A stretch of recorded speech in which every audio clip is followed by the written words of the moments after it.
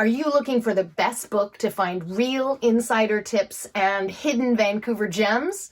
I did the research and I know the answer. Stay tuned. Hi everybody, welcome back to the Real Justine Priestley channel. I am the Real Justine Priestley, your local realtor with a twist here in Greater Vancouver. In this video, I'm going to review two books that are bestsellers on Amazon that both purport to have insider tips and secret information about Vancouver. One is the 500 Hidden Secrets of Vancouver, and the other is 111 places in Vancouver you must not miss. Let's get into it. The 500 Hidden Secrets of Vancouver is written by Shannon McLachlan. It says that it's been updated in 2020 and it's currently priced at $20 Canadian on Amazon. The way they broke this book down is they've got the top 5 items in 100 different categories, and they break it down into sections. There are 10 of them: food, drink, shopping, architecture, places, culture, kids, sleep, weekend activities, and random facts. There are some nice maps at the beginning of this book, which I think are definitely helpful. As I began to read this book, I didn't really feel like there were any hidden secrets. It was more like glaringly obvious facts. I do give them points for including food trucks in the food section. On page 75, I came across the first thing that I actually thought was a secret, a really good tip about maple syrup. On page 79, I found another actual secret, an incredible restaurant with the unlikely name Dunbar Pizza and Indian. In the drinks section of this book, I mostly found things that were pretty well known, and one that's been closed for at least 3 years. Points for having a list of the top 5 bubble tea places in Vancouver, leaving no stone unturned. In this book, they talk about the top 5 amazing rooftops in Vancouver, and I beg to differ. If y'all have ever been to London or New York City, those are real rooftop bars. So the 5 they list in Vancouver, basically only one of them has an actual view, and they're only 3 stories up from the street. And the one in the Georgia Hotel is a courtyard. It's not even a roof.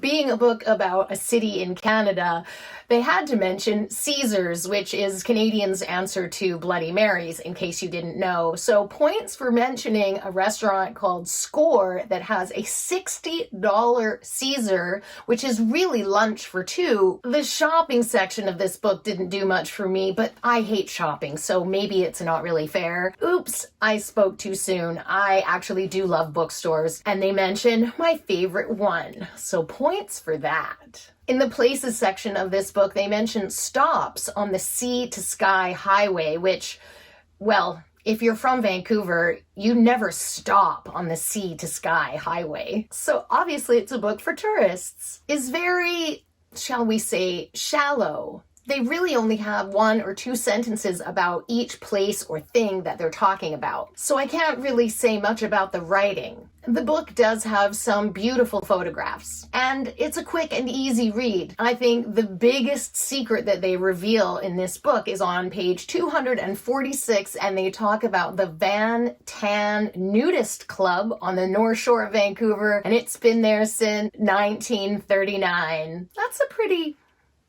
unknown bit of info, and that's a great opportunity for you to smoosh the like. Both of these books mention the Police Museum, the annual Mural Fest, the Sylvia Hotel, and a tree that's known as the Secret Canby Climbing Tree. So I'm pretty sure that those 4 things no longer qualify as a secret. 111 places in Vancouver that you must not miss, written by Dave Doroghy. Sorry if I'm pronouncing it wrong, Dave. And Graeme Menzies. And it was updated apparently in 2019. This is listed right now at $27 Canadian on Amazon. This book is organized a little differently. It's listed alphabetically. place by place. It's possibly questionable that some of the places that are mentioned in this book are unmissable, like, for example, the Archibald Menzies bust, which is in a park. By the way, who is Archibald Menzies? And Graeme, are you related to him? Maybe the bust is not unmissable, but the way Dave and Graeme write about it makes me want to go there. So this is a book, and it has kind of great writing. I like that. Some of you all already know me, and I love old homes and old buildings. So 111 Places mentions at least 3 places that are literally just for the building and 1 entire city block that's all historical homes. So points for that. 111 Places actually has many, many undiscovered and underappreciated and completely secret places. So points for that. Do you have a favorite secret spot in Vancouver? Tell me what it is. Drop it in the comments. The ghost tracks of a train that used to go through town 100+ years ago, or the place where Harry Houdini actually did a public publicity stunt right out on a street corner to promote a show he was doing. Vancouver legends are woven into the story and linked to a place on each page of this book. These 2 guys really know their history, and I can tell that they love the history, and that love just oozes through the whole book. I'm gonna read to you maybe my favorite of the 111 places. It's number 20, and it's called Coupe de Villa. Just what would possess someone to take a classic 1960 Coupe de Ville Cadillac, cut it in half, and bury it in their front yard in an upscale Vancouver neighborhood? Who cares? The tail fin installation, along with the rest of the rusty metal artifacts you'll find at Steve Edmondson's house, is weird, eclectic, definitely out of place, and well worth visiting. So let's talk bottom line. In my opinion, this book, The 500 Hidden Secrets, is great for tourists. If you don't have too much time, if you don't know a lot about Vancouver already, this is a great little guidebook that'll get you started.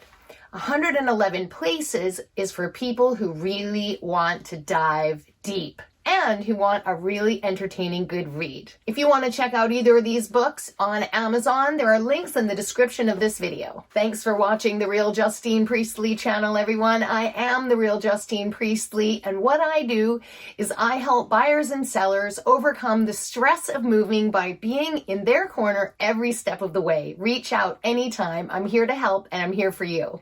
Neither one of these books mentioned one of my favorite things about Vancouver, which is the Vancouver Special. It's a house design that originated here in Vancouver and can only be found here in Vancouver. If you want to watch a video about that, just check out that video right there. Just check out that video right there. Just check out that video right there.